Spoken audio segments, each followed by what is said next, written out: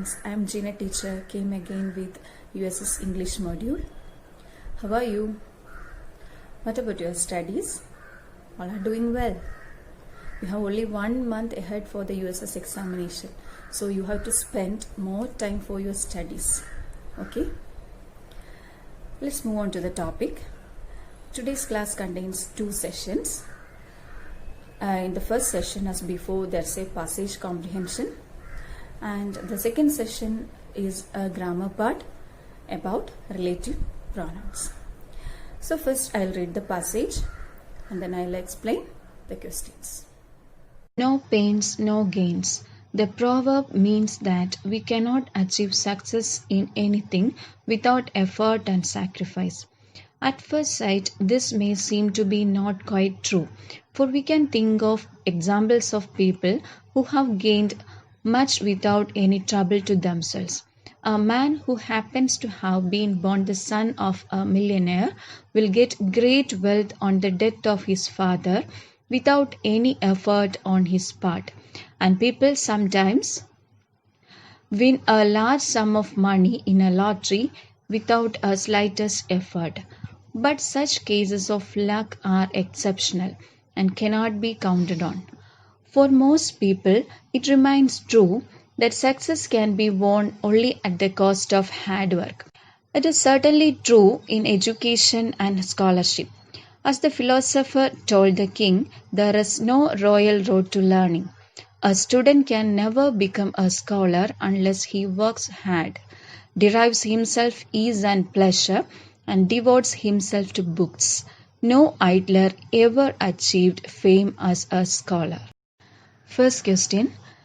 The proverb means that options are A. We can achieve success in anything without effort and sacrifice. B. Success is determined by luck. C. Success cannot be achieved without effort and sacrifice. D. Anybody can achieve success.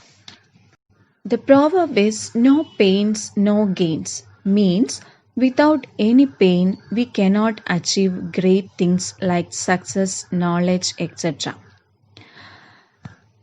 As in the last sentence of the first paragraph, for most people it remains true that success can be won only at the cost of hard work. So hard work helps us to achieve a goal. So our answer is option C. Success cannot be achieved without effort and sacrifice. Second question. Cases of luck are options A. Exceptional, B. Impossible, C. Usual, D. Wonderful. In our paragraph, there is a sentence, but such cases of luck are exceptional and cannot be counted on. So it is clear our answer is option A, exceptional. Luck can only help us if we work hard. So cases of luck are exceptional. The third question is, there is no royal road to learning. What does it mean? Options are A. Education and scholarship are cases of luck. B. Education and scholarship can be won only at the cost of hard work. C. King cannot be scholars. D. Kings only can be scholars. These are the words of a philosopher, Anthony Trollope. There is no royal road to learning, no shortcut to the acquirement of any art. Here, the royal road means king's way. We know that the king's way is clear.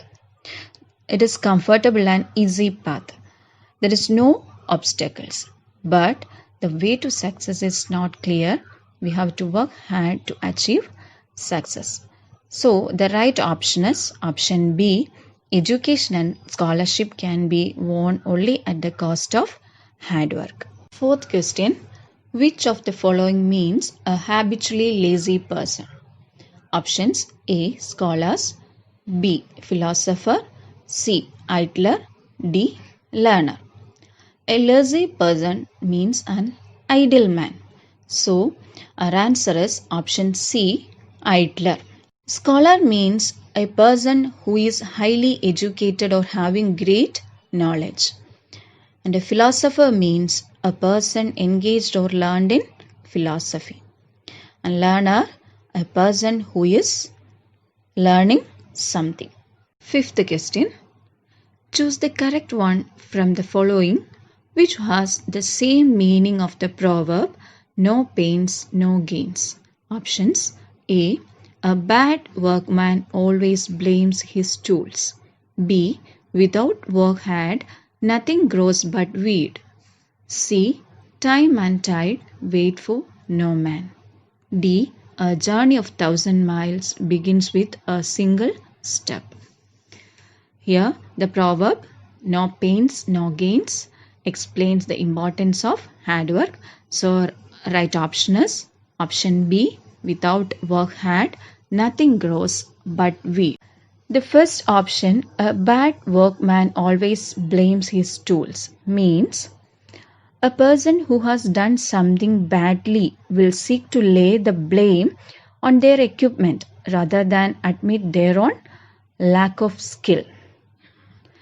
The proverb, time and tide wait for no man, means the time is precious. Never time and tide wait for a man. And the last proverb, a journey of 1,000 miles begins with a single step, means every big task starts with a small step. Did you understand the passage? What is the message that this passage conveys? Yes, it explains the importance of hard work. So, the next portion is a grammar part about relative pronouns. So, before discussing the relative pronouns, it is necessary to understand certain terms. So, first we discuss the terms and then we go to the topic. Sentence, phrase, and clause. What is a sentence? A sentence is a group of words which represents a complete meaning or idea. It includes subject and predicate. A subject can be a noun or pronoun. A predicate means the words which predicate something about its subject. It can be a verb, an adverb, or a complement, etc. So, a sentence is a group of words which represents a complete meaning or idea. For example, Aparna is the tallest girl in the class. Here the subject is Aparna and the predicate is tallest. So, tallest is the word which is used to describe the subject, girl, that is Aparna. The second example is she is singing a song. Here she is the subject and the verb singing is predicate. The third sentence, kids are playing in the garden. Here subject is kids and playing is the verb or predicate. Phrase. A phrase is a group of words which has no finite verb in it and asks to complete the sentence for making it meaningful. Does not include the subject and verb. Phrase is also a group of words, but it has no finite verb. It has no definite verb. It asks to complete the sentence for making it meaningful. It does not include the subject and verb means it does not have a subject-verb combination. That is, sometimes it may have a subject and sometimes it may have a verb, but there is no subject-verb combination. Example, reading novels is a good habit. Here, the phrase is the underlined words reading novels. Here, in this phrase, reading is a verb, but there is no subject. So, reading novels is a phrase. Second example, Ram is a well-behaved man. Here, well-behaved is the phrase.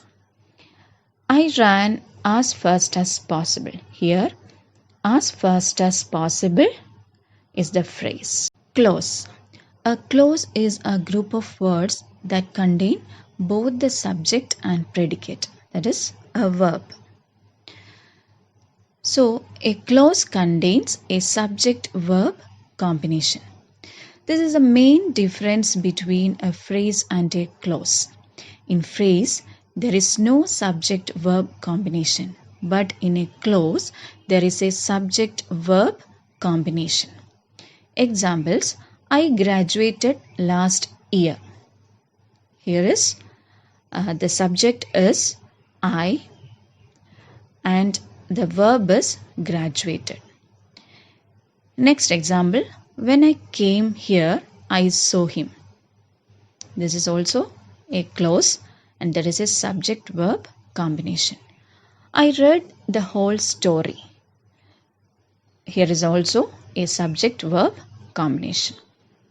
So these three sentences represent a clause. Relative clause. A relative clause is a clause that we use to add extra information or describe a noun. We use a relative pronoun to introduce a relative clause. A relative clause is a clause we use to add extra information or describe a noun. The example: this is the car that I brought yesterday. Here, that I brought yesterday is the relative clause. Here the relative pronoun is that. So I brought yesterday is an extra information about the subject or noun, the car.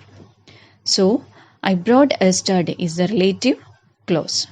Here the relative pronoun used is that. Next is relative pronouns, our main topic. A relative pronoun is used to connect a clause or a phrase to a noun or pronoun. It can be used to join together two sentences. A relative pronoun is used to connect a clause or phrase to a noun or pronoun. Example: this is the boy who won the first prize. Here, boy is the antecedent of who. Boy is the noun, that is the subject, and which is the antecedent of who. Antecedent means, in this word, ante means before or earlier. So a word can refer to an earlier noun or pronoun in the sentence is called an antecedent. So here the boy is the noun which is the antecedent of who, and here who is the relative pronoun. Important relative pronouns. There are only a few relative pronouns in English language. The most common are who, whom, whose, which, that, whoever, whomever. Out of these, who, whom, whose, which and that are important for you. So include those 5. In some situations, the words what, when, and where can also function as relative pronouns. Let's see where it can be used. Who is used for persons. Whom used for persons. Whose used for persons. That used for persons, animals and things. Which is used for animals and things. Some examples are given below. This is the girl who likes ice cream. Here, girl is a noun, that is the subject. Who is the relative pronoun. Girl is a person, so the relative pronoun who is used. And girl is the antecedent of the relative pronoun who. Second example, the boy whose parents are abroad lives with his grandparents. Here, boy is a person, so whose is used. This is the dog which bit the children. So dog is an animal, so which is used. This is the house that Jack built. Here the relative pronoun is that. Tina is the girl whom I met on Friday. Here girl is a person, so whom is used. Now you are a little bit confused. Where we use who or whom and that or which. Look at this table. Who. Who is a subject relative pronoun. It refers to the doer of the action. So the relative pronoun who gives importance to the subject. It refers to the doer of the action. Example, this is the man who taught me English. Here the subject is man and the relative pronoun is who. And so the man is the doer of the action taught. So here the relative pronoun who is used. Next is whom. Whom is an object relative pronoun. It refers to the receiver of the action. It is an object relative pronoun, refers to the receiver of the action. Example, Dr. APJ Abdul Kalam is someone who got students admire. Here the students admire Dr. APJ Abdul Kalam. So here the subject is student and the receiver of the action, that is the object, is Dr. APJ Abdul Kalam. So here we use whom. It's object relative pronoun. Next is that and which. That is used to indicate a specific object, person, condition, etc. That is used to indicate a specific object, person, condition, etc. Example, this is the house that Jack built. Here, that, the relative pronoun, is used to indicate the specific object, house. And next is which. Which is used to add information to object, item, condition, animals, etc. It is used to add an extra information. Example, the cat, which is very old, took a nap. Here, the cat, which is very old, is an extra information about the cat. So, here the relative pronoun which is used. So it's a time to wind up. Hope you understand both the sessions. If you have any doubt, you watch it again and try to do more exercise. Dear students, from the first passage, we learned that hard work leads us to victory. And there was another proverb, time and tide wait for no man. So time is precious. So dear students, work hard and spend your time effectively for achieving great results in the USS examination, not only for the exams but also for a wonderful future. Wish you all the success and wish you a very happy and prosperous new year. God bless you.